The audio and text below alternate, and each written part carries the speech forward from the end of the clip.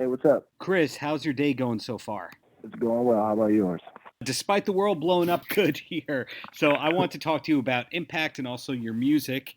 And first off, last night's episode, Johnny Swinger kept interrupting you, but what would you like the people to know about you at this point? I want people to understand that I am one of the best in the world, and that you can let me talk, you can let me walk, you can let me wrestle, you can let me run, you can let me jog, you can let me shoot hoops, you let me do whatever, and I'll find a way to finesse my way to the top of whatever that is. So as of right now, everything you see and everything you hear is only a small fraction of a lesson in the art of finesse. And every week we get to learn a new one. And they said, as part of that interview, that you were one of the hottest free agents in the business when Impact signed you. What was it that brought you to Impact rather than just being a top person as a free agent? I love Impact Wrestling. I have goals in Impact Wrestling. When I was a kid, I used to collect wrestling belts, and I used to have, the versions from the store of like the X Division Championship, and I had from the Impact website the TNA Heavyweight Championship and DVDs and everything. I just always wanted to be a part of this team. So to make this a reality and to come here and be able to fight for the X Division Championship and fight people who I've seen on the roster before or that I grew up watching, it's just a part of my own personal goals that I wanted to accomplish now. So there was no need for me to stay on the indies. Had you known a lot of the people on the Impact roster before signing there? A good percentage of them, probably about close to 60% maybe. I was very familiar with. I hadn't wrestled that many of them, but familiar with them, been around them on shows, and built relationships with them.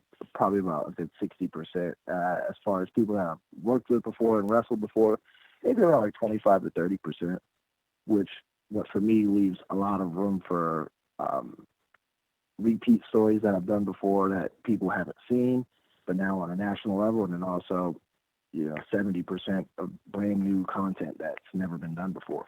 It seems to me, as an outsider, like half the Impact Wrestling roster lives in Las Vegas. Am I wrong about that?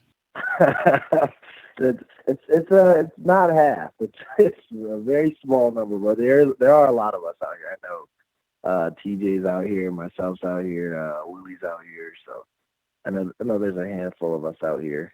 I think Rob Van Dam is also out there. Oh But yeah, Rob. what is it that brought you to Vegas in the first place? So it was a mixture of the cost of living and me being ready to pursue my dream of being a professional wrestler. I've always wanted to be a pro wrestler. Where I was living originally in Alexandria, Virginia, there were no schools, so I just needed a place to go. And I had come to Vegas for my 20th birthday, and it was one of the locations that I had my last phone call with my dad at before he passed away the following month. And it was just something that everything seemed like it was pointing towards coming back here, because when I got back home and I knew that it was time for me to find a school and buckle down so I could stop wasting time, so I could still have time to prove to my mom that everything I wanted to do in my life, I was going to do, and that I wasn't just going to, um, back out of. But all I could think about was, Vegas, the trip to Vegas, and how I like the weather there, and how I like the cost of things there, and then how this was the last place I spoke to my dad at. It seemed like a good idea, so I knew there was a wrestling school here. I contacted them. The cost of the school, Future Stars Wrestling, the cost of the school was super affordable compared to other schools that I had researched in the country, and the people that they had here to help train and teach classes. It seemed like the biggest win-win, and I have not regretted the decision since, and I still live here. I still love it here, and I don't plan on leaving anytime soon. Is Future Stars the school of Disco Inferno, or is he related to that school? Yes, he's one of the trainers there. Him, Kenny King, D'Lo, Sen Bodie. Uh, the list goes on and on. We're always having guest trainers come through and everything. So, but I did do a lot of work with Disco in my first 6 or 7 months of training. There would be days where it would be just him and I where I'd show up and he'd, help me out. Got it. Now, given your age and how far you've come at such a young age, I'm not sure. Were you a fan of WCW or were you way too young for that? It's not that I was way too young for that. I just, I didn't really understand that there was a war going on between the two. That's when I started watching wrestling, though. I think I first saw wrestling in around like 98, 99, which I was, no more than 3 years old. But I remember that was my first memories of wrestling, and we had like WCW video games, and I remember clicking back and forth and watching both programs. But I was leaning more towards the WWF side. Even then, I like the ECW. I like guys like RVD, and I like guys like Taz, Sabu and Tommy Dreamer. So like, I like pretty much specific people from specific places, but I didn't prefer WCW by any sort. Well, you are a student of the game, and you are also a musician.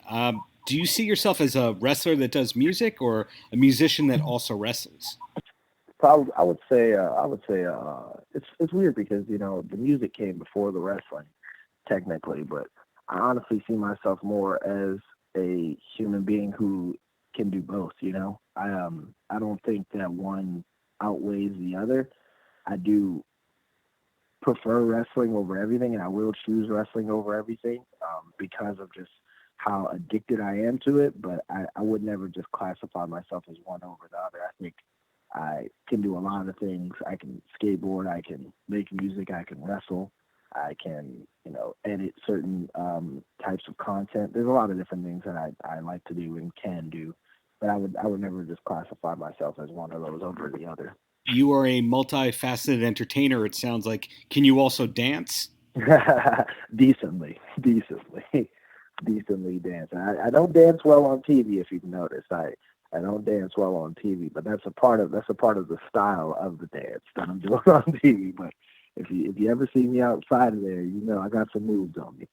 Well, that does put you in contention for being an EGOT of the future. I assume you know what the EGOT is? No, what are the EGOTs? That's one of the people who wins the Emmy, the Grammy, the Oscar, and the Tony Award, because if you didn't have the dancing in your repertoire, but fortunately you have the music, so there you go. Oh, yeah, no, then that sounds like me for sure. Right on. So, in closing, being mindful of your time here, any last words for the kids, Chris? Yes. Follow your dreams, follow your heart, and whatever you want to achieve in this world, just work very hard at it. And there will be people who tell you no, there will be people who discourage you, but you have to stay focused and you have to believe in yourself. And if people are going to support you, they're going to support you. If they're not, they're not. But the only way you can ever win people over is just through hard work and perseverance. So just keep working hard for what you want. You're doing all that and more. So thank you so much for your time, Chris. Looking forward to seeing what's coming up for you in the coming weeks. Thank you so much. I appreciate you. Stay safe. Paltrocast.